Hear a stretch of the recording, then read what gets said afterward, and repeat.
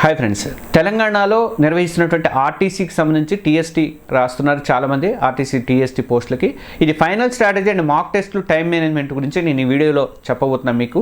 ఈ ముఖ్యంగా ఏంటంటే దీంట్లో మీరు అందరూ కూడా సిలబస్ పూర్తి చేశారా, అయితే అసలైన పరీక్షకు మీరు రెడీగా ఉన్నట్టే లెక్క అనమాట. అంటే చదవడం ఎంత ముఖ్యమో ఎగ్జామ్స్ రాయడం కూడా అంతే ముఖ్యం అనమాట. ఈ స్ట్రాటజీ అండ్ ముఖ్యమైనటువంటి టాపిక్స్ని నేను ఈ వీడియోలో చెప్పబోతున్నా. మీ విజయానికి అసలైనటువంటి వ్యూహం ఇదే. కనీసం 10 ఫుల్ లెంగ్త్ గ్రాండ్ టెస్ట్లు అయితే రాయండి. దీనికి సంబంధించి నేను తెలంగాణ ఎగ్జామ్స్ ప్లస్ యాప్లో పెడుతున్నాను, ఆల్రెడీ ఒకటి పెట్టాను, ఇంకా ఈ వారం ఇంకోటి పెడుతున్నాను. మొత్తం 10 టెస్ట్లు అయితే మేము కండక్ట్ చేస్తాం అనమాట. దీంట్లో 10 గ్రాండ్ టెస్ట్లు ఉంటాయి.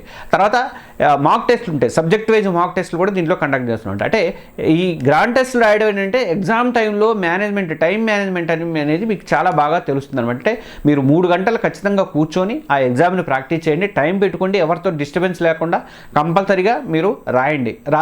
అలా రాస్తేనే మీకు దీని మీద ఒక మార్కులు కానీ దీని మీద ఒక టైం కానీ మీకు తెలుస్తుంది అనమాట.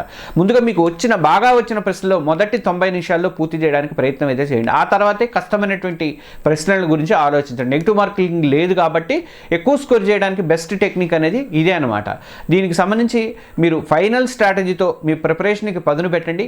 మీరు ఎన్ని మాక్ టెస్ట్లు, ఎన్ని గ్రాండ్ టెస్ట్లు పూర్తి చేశారో అనేది కింద కామెంట్ చేయండి. All the best for your exam. తప్పకుండా మన తెలంగాణ ఎగ్జామ్స్ ప్లస్ యాప్లో ఉన్నటువంటి టీఎస్టీ కోర్సులో మాత్రం జాయిన్ అవ్వండి. ఇది మీకు చాలా బెనిఫిట్ అయితే అవుతుంది.